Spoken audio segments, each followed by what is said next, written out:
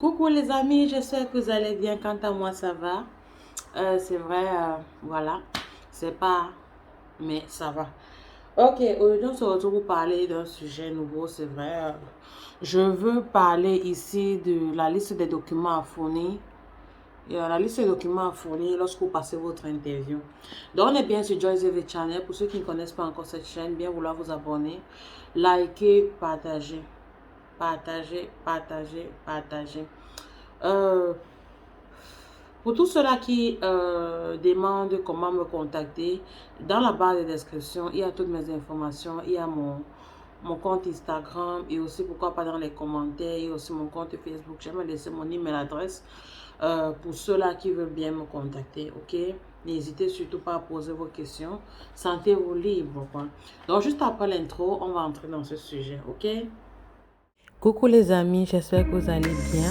On est bien sur Joyce EV Channel. Ici, on parle d'immigration aux États-Unis et aux Émirats arabes. Donc, si tu es intéressé, abonne-toi, aime la vidéo, partage et surtout, n'oublie pas d'activer la cloche de notification. Dans cette vidéo, on va parler du cas de célibataire. Je ferai ça en 3 temps. Comme ça, on ne mélange rien. Si tu es célibataire, tu as été sélectionné à la loterie américaine, voilà les documents que tu dois fournir. Mais toujours, je tiens à rappeler que ce sont les documents importants. Et maintenant, ça va dépendre des pays. Dans ton pays, il faut voir, renseigne-toi toujours auprès de ceux qui ont déjà fait ça. Voilà, we never know. Mais ce que je te donne ici sont les documents qui reviennent le plus souvent et dans presque tous les cas, ok? Donc voilà, on va commencer par le 1. J'ai noté pour surtout ne pas oublier. Donc le 1, l'extrait de naissance. L'original et la photocopie, ok?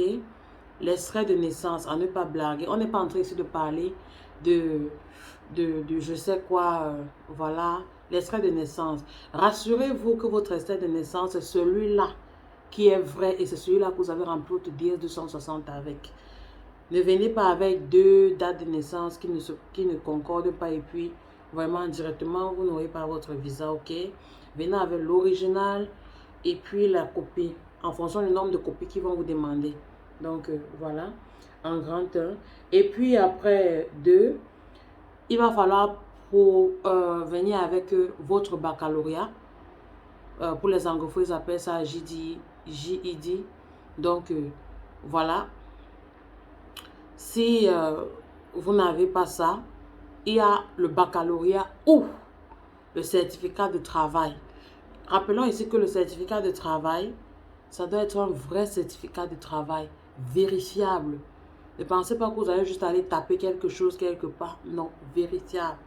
Et puis, ou encore, apporter, on demande aussi 2 ans d'expérience professionnelle. Mais sans avoir eu d'interruption de 5 ans. J'explique. Si tu as travaillé en 2014 et que tu as arrêté le travail en 2017, c'est encore valable en 2021 parce que ça ne fait pas encore 5 ans que tu as laissé le travail.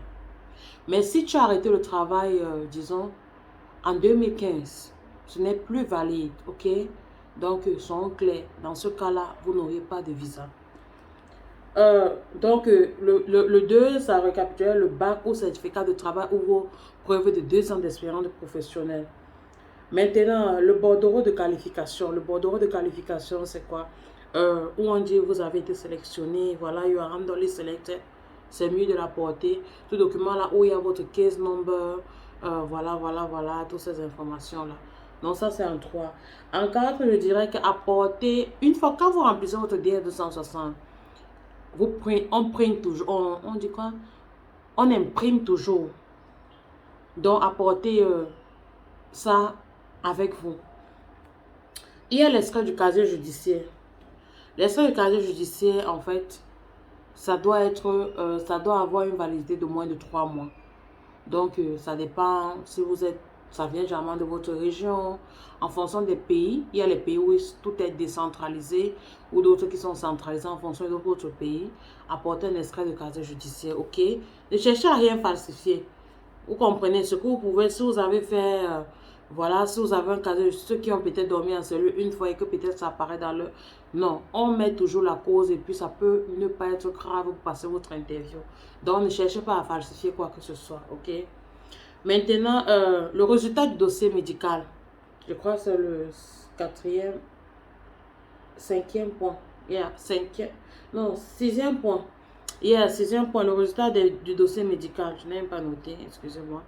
Le résultat du dossier médical, ça c'est scellé. Vraiment, c'est scellé. Donc, rassurez-vous que ça vienne scellé. Quand on vous remet ça à l'hôpital, mettez dans votre sac. Ne cherchez pas à lire ce qui est dedans. Ça ne vous concerne pas. Ce sont eux qui vont lire. C'est le consul qui ouvre ça, ok? Parce que ça, c'est souvent l'erreur fatale que les dévistes font. Ils cherchent à ouvrir et à recoller après. Ça ne marche pas comme ça. Même si c'est que tu as quelque chose, tu as une disease que ils n'acceptent pas, tu vas changer ça quand tu as des traitements à quel moment. Donc, pour ceux qui craignent ça, allez faire votre peut-être check-up maintenant là. Et puis, s'il y a une maladie que vous pouvez vous soigner, soignez-vous. Mais de toutes les façons, ça entre sous pli scellé, ok? Ne l'ouvrez pas. Le passeport. Le passeport, il faut vous rassurer que votre passeport a encore une durée valide de plus ou moins 6 mois. Plus égal, excusez-moi, plus ou égal à 6 mois. Parce que si c'est moins de 6 mois, ça ne passe pas. On ne met jamais le cachet, on ne va jamais mettre le visa dans un passeport qui a une durée de validité de moins de 6 mois. Ok? Donc, si votre passeport arrive bientôt à expiration, rassurez-vous de faire un nouveau passeport dès maintenant. Ok? Et puis, il va falloir 2 cartes photos. 2 cartes photos sur fond blanc aux dimensions du passeport américain. Parce que vous savez, la nuance, c'est que je prends l'exemple, par exemple, chez moi au Cameroun. Les photos chez nous, on fait les photos 4x4, alors qu'en Amérique, sur les photos 6x6, 5x5, 1200 mégapixels, un truc comme ça. Donc, rassurez-vous que ils vont vous envoyer la liste de trucs et rassurez-vous, quand vous partez chez un photographe, je ne sais pas ce qu'on cache souvent, dites-leur que, voilà, vous n'êtes pas obligé de dire que vous passez, on se connaît. Donc, dites-leur clairement que les photos doivent respecter ça, ça, ça et ça, ok? Et puis, la lettre d'interview, il va falloir prendre la lettre d'interview pour pouvoir montrer aux vigistes qui sont dehors que, bon, voilà pourquoi vous les entrez. Parce que les ambassades américaines, vraiment, ce sont les trucs que même à l'extérieur, tu prends la photo, on t'arrête, que supprime la photo, ok? Donc, c'est vraiment suivi. Donc, pour pouvoir entrer, il va falloir présenter ta lettre d'interview pour dire que, bon, voilà, j'ai été schedule pour mon interview aujourd'hui pour qu'on te laisse entrer. Et vraiment, voilà pour tout, hein. Et je viendrai ici dire, méfiez-vous des oui et des non en désordre quand vous êtes là-bas. Ok? Arrêtez de stresser pour votre interview. Arrêtez de stresser. On peut comprendre que c'est stressant, c'est voilà. Mais arrêtez de stresser. Quand tu as des vrais documents, quand tu as des vrais... Ne stressez pas. Ne stressez pas. Tout est dans la poche. Ok? Donc, voilà, j'espère que cette vidéo est assez claire. Si jamais dans ton pays, on t'a demandé un autre document que je n'ai pas cité ici, mets en commentaire, ça va aider d'autres personnes. Ok? Pour ma part, je sais que voilà les principaux, on dit principal, au fait, voilà ce qu'on demande. Ok? Donc, d'ici à là, je ferai une autre vidéo pour ceux-là qui sont célibataires avec les enfants, mariés avec les enfants et puis ainsi de suite. Ok, d'ici à là, n'oubliez surtout pas de partager, liker et vous abonner. Ok, bye. Bon, je viens dire ceci. Pour un document oublié, demandez toujours au consul si c'est possible. Avec toute la gentillesse que vous avez dans votre âme, demandez toujours au conseil si c'est possible que vous puissiez revenir avec ce document demain, après-demain, en fonction de sa disponibilité, il vous dira, ok. Donc, une fois que vous avez vraiment, étant donné que les choses deviennent de plus en plus compliquées, rassurez-vous, faites une checklist. Une fois que vous avez déjà ceci, checkez que j'ai ceci. Donc, mettez la liste et puis mettez tous vos documents de côté. Pour ceux-là qui ont les caisses nombres déjà relativement bas, vu que les interviews ont déjà commencé, voilà, mettez déjà tout sur place.